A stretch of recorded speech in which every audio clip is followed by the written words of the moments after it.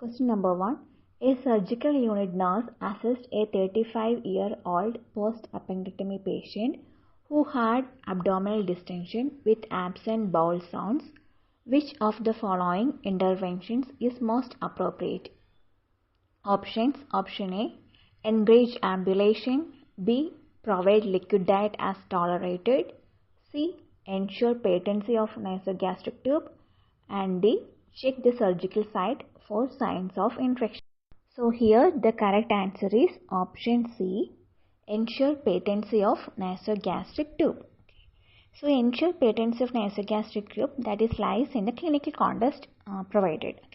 Abdominal distension with absent bowel sounds after an appendectomy that raises concerns about potential complications, like postoperative ileus or bowel obstruction. So a nasogastric tube that will help to decompress the stomach and intestine by removing the accumulated gas and fluid, which can elevate the abdominal distension. Question number 2. 1-month-old infant admitted to the surgical unit with hypertrophic pyloric stenosis and scheduled for surgery. Which of the following are the findings of abdominal examination? Options. Option A. Palpable olive-like mass on the left side. B. Palpable olive-like mass on the right side. C. Palpable olive-like mass moved from left to right. D. Palpable olive-like mass moved from right to left. So here the correct answer is option B. Palpable olive-like mass on the right side. So in hypertrophic pyloric stenosis, a palpable olive-like mass is typically felt in the right upper quadrant of the abdomen. So this mass represents the hypertrophic pyloric muscle. So the olive-like mass is often just appreciated during or just after feeding when the stomach is full. Question number 3. A nurse anticipates which of the following responses in a client who developed metabolic acidosis? Options. Option A. Heart rate of 105 beats per minute. B. Urinary output of 15 ml. C. Respiratory rate of 30 cycles per minute. And D. Temperature of 39 degrees Celsius. So here the correct answer is option C. Respiratory rate of 30 cycles per minute. So in case of metabolic acidosis, the body attempts to compensate by increasing the respiratory rate to eliminate carbon dioxide and raise the blood pH. So therefore, a respiratory rate of 30 cycles per minute would be anticipated as a compensatory mechanism. Question number 4. A 4-month-old infant admitted to the surgical unit with pyloric stenosis. Which of the following is the surgery for pyloric stenosis moment? Options. Option A. Pylorotomy. B. Pylorectomy. And C. Pylorostomy. And D. Pyloromyotomy. So here the correct answer is option D. Pyloromyotomy. During a pyloromyotomy, a small incision is made in the thickened muscle of the pylorus to relieve the obstruction without removing any tissue.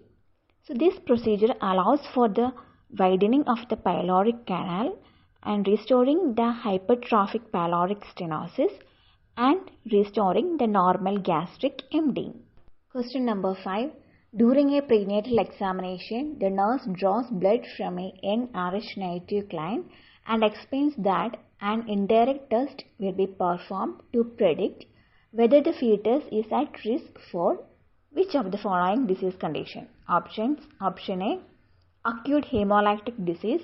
B. Respiratory distress syndrome. C. Protein metabolic deficiency. And D. Pathologic hyperbilirubinemia. So here the correct answer is option A. Acute hemolytic disease. So in Rh negative mothers carrying an Rh positive fetus, so there is a risk of maternal antibodies crossing the placenta and attaching the fetal red blood cells, leading to hemolysis. So the direct Coombs test that helps to identify the presence of maternal antibodies allowing for appropriate interventions to prevent hemolytic disease in the newborn. Question number 6. The parents is caring for their youngest child who is suffering from tetralogy of fallot.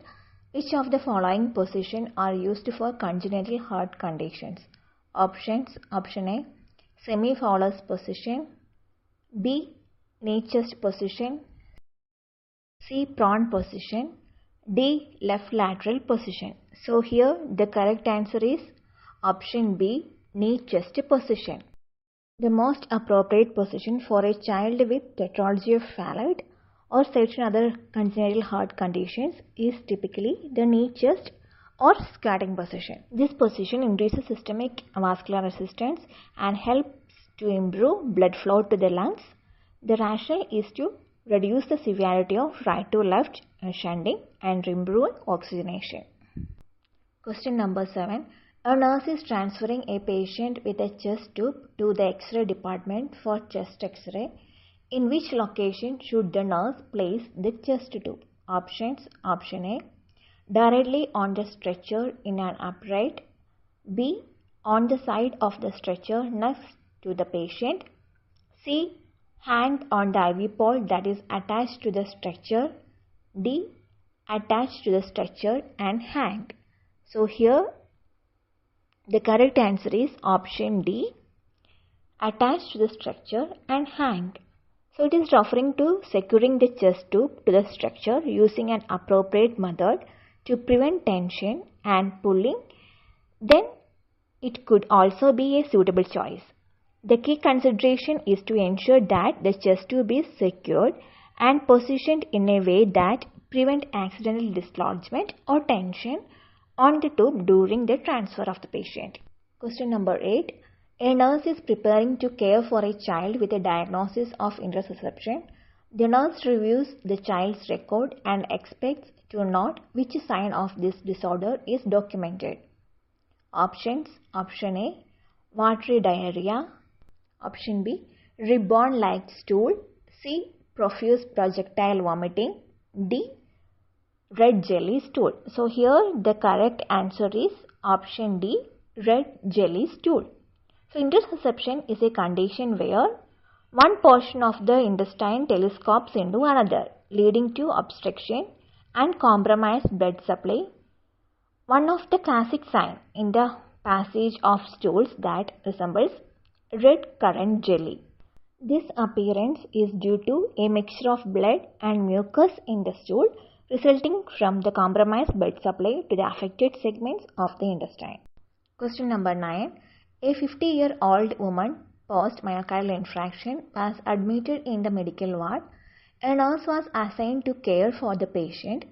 Her blood pressure is 140 by 80 mm of Hg, heart rate 120 beats per minute, respiratory rate 22 beats per minute, temperature 37.5 degrees Celsius, and oxygen saturation is 95%. So which of the following condition the patient is at risk? Options. Option A, arrhythmias. B, endocarditis. C, cardiac failure. D, cardiogenic shock.